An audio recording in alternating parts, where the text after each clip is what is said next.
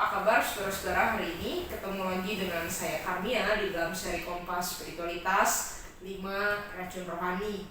Setelah sebelumnya kita membahas 4 kerohanian yang beracun, kerohanian obat penenang, kerohanian pelarian, kerohanian terpisah. Hari ini kita akan membahas yang keempat, saudara. Yang keempat adalah kerohanian jungkat-jungkit. Saudara pernah lihat mainan ini, jungkat-jungkit? Ini adalah mainan yang ada di taman yang mungkin kita semua nggak tahu istilah itu, tapi saya yakin kita semua pasti pernah lihat, saudara. Jadi satu papan begitu dengan 2 sisi dan harus dinaiki 2 orang di sisi yang berbeda. Ya, kalau satu orang di sisi yang satunya itu ada di atas, satu orang lagi ada di bawah. Nanti gantian begitu, jungkat-jungkit, saudara. Ya, nah sangat jarang sekali atau hampir nggak bisa terjadi keseimbangan di tengah dua-duanya, nggak bisa, saudara. Ya, dan nggak seru mainnya kalau tergantung di tengah begini begitu ya, saudara. Memang permainan jungkat-jungkit itu satunya turun, satunya naik, satunya turun, satunya naik, begitu seterusnya, saudara. Nah, kerohanian kita bisa mengalami seperti ini, seperti naik jungkat-jungkit itu ketika kita hidup tidak seimbang. Ada banyak ketidakseimbangan yang bisa terjadi dalam hidup kita. Misalnya, tidak seimbang antara pengetahuan firman Tuhan dengan penerapannya dalam hidup sehari-hari, misalnya. Nah, ini bisa 2 jenis juga. Bisa tipe orang yang punya banyak pengetahuan, tetapi kemudian dia berpikir atau tidak dengan sengaja mau menerapkan itu dalam kehidupannya, atau dia berpikir begini, yang penting saya tahu banyak tentang firman Tuhan dan itu cukup. Masalah prakteknya bagaimana itu lain lagi. Tapi sebaliknya juga ada orang yang sebaliknya, justru kebalikan, saudara. Nggak perlulah saya tahu teologi, doktrin, yang penting saya jalani aja hidup saya dengan baik, saya nggak cari ribut, saya kerja jujur, udah nggak usah belajar. Ini nggak seimbang, saudara. Nah, ada juga ketidakseimbangan antara porsi kehidupan di gereja, melayani, dan porsi kehidupan di keluarga atau di pekerjaan. Ada orang yang terlalu banyak menghabiskan waktu di gereja sampai tidak memperhatikan keluarganya. Tetapi ada juga orang-orang yang menjadikan keluarga itu selalu sebagai alasan untuk tidak melayani. Tidak seimbang. Tidak seimbang antara bekerja melayani Tuhan dengan bersaat teduh, berdiam diri, mencari wajah Tuhan, membangun hubungan pribadi dengan Tuhan. Ada orang yang kebanyakannya pelayanan, dia kerja terus, dia pikir yang penting itu memberi yang terbaik buat Tuhan, tapi nggak punya waktu untuk bersaat teduh, untuk berdiam diri, untuk berdua dengan Tuhan. Tapi ada juga orang yang menjadikan alasan, saudara, saya mau lebih banyak waktu buat Tuhan. Jadi sepanjang hari mengasingkan diri seperti orang yang bersemedi terus begitu, tidak peduli orang lain, tidak peduli pelayanan, tidak seimbang. Di dalam berita firman Tuhan, mengajarkan firman Tuhan, kita juga bisa tidak seimbang. Kita bisa tidak seimbang antara menekankan berita kasih Tuhan, pengharapan, Tuhan itu baik, Tuhan itu menerima kita, Tuhan itu mencari kita, dengan berita-berita pertobatan, teguran atas dosa, berita murka Tuhan, keharusan berbalik kepada Tuhan. Ada orang-orang yang hanya mau dengar kabar baik, dalam tanda kutip, kabar baik yang separuh udah didiskon, hanya tentang cinta kasih Tuhan, penerimaan Tuhan, tapi dia nggak mau dengar murka Tuhan, nggak mau dengar teguran. Tetapi ada orang yang juga hanya menekankan misalnya kasih Tuhan, kebaikan Tuhan, dan tidak seimbang dengan misalnya menekankan tanggung jawab kita, saudara, bahwa kita harus juga melakukan, menghidupi keselamatan itu, harus melakukan pekerjaan baik, harus berbuah, harus rela menderita. Kadang kita abaikan. Saudara, ketidakseimbangan ini bisa banyak pengaruhnya dalam hidup kita.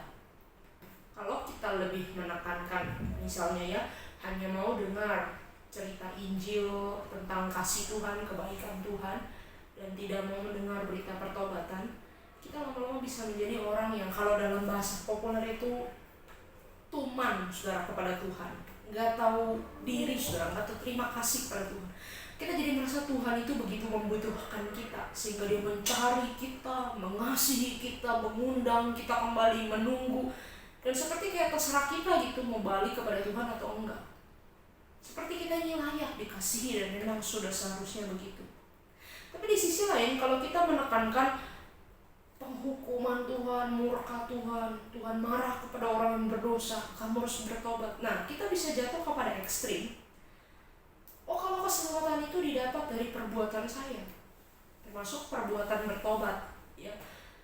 Kalau keselamatan itu bisa didapat karena saya lari dari atau meninggalkan perbuatan-perbuatan yang jahat. Nah, ini juga tidak seimbang.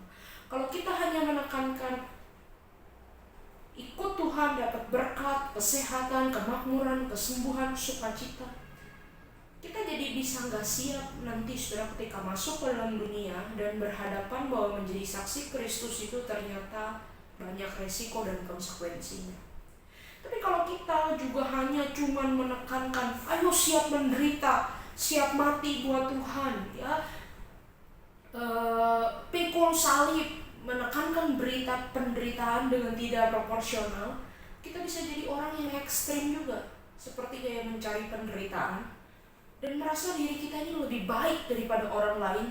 Semakin kita giat dan susah melayani, kita lebih baik daripada orang lain yang tidak melayani. Ada sudah ekstrim-ekstrim seperti itu, yang berpikir kalau orang pelayanan di ladang misi garis depan itu lebih mulia daripada yang misalnya melayani sehari-hari di gereja atau hanya sebagai tanda kutip ya pekerja harian di kantor sebagai guru atau sebagai ibu rumah tangga. Nah, saudara, ini berita-berita yang tidak seimbang akan menampilkan bagi kita wajah kekristenan yang aneh, yang tidak sesuai dengan Alkitab, ya. Dan ini sangat mudah membingungkan kita. Jadi kita harus ikut yang mana begitu. Ada angin-anginnya, saudara. Sebentar kita angin-anginan ya, menekankan berita Injil, kasih Tuhan, penerimaan Tuhan. Sebentar lagi kita menekankan harus menderita, gampang diombang-ambingkan. Maka penting bagi kita sebenarnya untuk membangun kerohanian yang seimbang antara anugerah dari Tuhan dan respons manusia, antara berita tentang penghukuman dosa dan berita tentang kasih Allah, antara keadilan dan kebaikan Tuhan harus seimbang. Dan di dalam hidup kita pun antara pengetahuan tentang Tuhan dan hubungan kedekatan pribadi dengan Tuhan, praktek hidup rohani harus seimbang. Tapi pertanyaannya kan bagaimana caranya? Gimana bisa seimbang? Ketika kita menjalani hidup yang terus-menerus tarik-menarik ya, naik turun berat sebelah, gimana supaya seimbang? Tidak ada satu jawaban cepat dan tips-tips yang sudah how to be balance, bagaimana untuk seimbang, nggak ada saya. Tapi yang bisa saya jawab, langkah pertama yang bisa kita lakukan adalah bacalah kitab suci secara utuh dan pelajari berita kitab suci secara lengkap. Ini mungkin kedengaran klise, ya baca kitab lagi, baca kitab lagi. Tapi memang ini jalan keluar yang utama, saudara. Saudara, kerohanian yang jungkat-jungkit itu, yang tidak seimbang, itu terjadi kalau kita hanya berpatokan pada satu ayat, berpegangan sama satu bagian firman Tuhan, tapi kita lupa berita Alkitab yang lain, bagian-bagian yang lain, keseluruhannya. Ketika kita hanya berpegangan pada satu prinsip, tapi kita lepaskan dari kesatuan yang lain. Nah, maka penting sekali bagi kita ketika membaca Alkitab, bacalah secara utuh, saudara, secara penuh. Bukan hanya memilih berita-berita yang kita suka atau kita pengen, tapi kita ambil semua berita Alkitab dan pelajari itu seumur hidup kita untuk kemudian mendapatkan perspektif yang utuh. Memang semua ajaran yang tadi saya sebutkan ada di Alkitab, bukan? Berita kasih Tuhan ada ayatnya, berita murka Tuhan ada ayatnya, berita penghiburan di dalam hidup Kristen, sukacita menjadi Kristen ada ayatnya, tapi berita pikul salib juga ada ayatnya. Nah, maka kita perlu baca seluruh kitab suci, bukan hanya sebagian. Surat perdalam pengenalan kita akan firman Tuhan. Itu yang pertama. Yang kedua, saudara, kita juga perlu melatih kepekaan diri untuk mendengar apa yang Tuhan mau saya lakukan di dalam konteks spesifik saat ini, hari ini, dalam kondisi saya sekarang. Seringkali orang berhadapan pada situasi-situasi yang dilematis, tarik-menarik. Misalnya jadwal yang bentrok, saya harus pilih keluarga atau gereja misalnya. Nah, saudara, di sini butuh hikmat. Hikmat itu didapat ketika kita peka, dengar. Hari ini Tuhan mau kita lakukan yang mana? Ada waktunya, memang Tuhan ingin kita lebih fokus kepada bagian yang satu. Bukan berarti mengabaikan yang lain, tapi waktu ini Tuhan mau kita lakukan A, lebih fokus ke sini. Ada waktunya nanti bisa fokus ke yang lain. Nah, saudara, disinilah perlu peka. Tuhan, saat ini saya lagi menghadapi ini, Tuhan mau saya lakukan apa? Kepekaan ini bisa terbangun semakin kita dekat sama Tuhan, semakin bisa dengar yang mana yang Tuhan mau kita lakukan. Kalau salah bagaimana? Jadi malah saya jadi gak seimbang. Saya salah ambil keputusan. Saudara, gak apa-apa, saudara. Roh Kudus akan sadarkan kalau kita salah. Roh Kudus akan bimbing kita kembali. Dan kalau kita menjalaninya di dalam Tuhan, Tuhan bisa pakai bahkan kesalahan kita diubah menjadi kebaikan. Karena Tuhan tidak tinggalkan kita. Saudara, mari belajar untuk membangun spiritualitas yang seimbang. Bacalah kitab suci secara utuh, dalami pesannya, pelajari seumur hidup kita, dan belajar peka mendengar suara Tuhan dalam setiap konteks hidup yang spesifik, setiap peristiwa yang kita alami, setiap pilihan-pilihan yang harus kita buat.